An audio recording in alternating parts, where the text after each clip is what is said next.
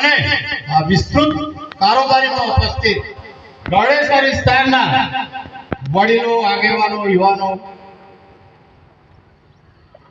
બહેનો અને ભાઈઓ, ગરુડેશ્વરને આંગણે સમિતિની વિસ્તૃત કારોબારી એક પહેલું કદમ છે કે જે જિલ્લા વિસ્તૃત સમિતિમાં રાજ્યના આગેવાનો આવે, પણ આજે તમારા દુઃખ દર્દમાં ભાગીદાર થવા માટે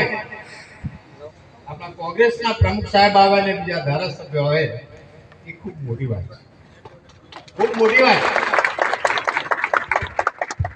આ કારોબારીમાં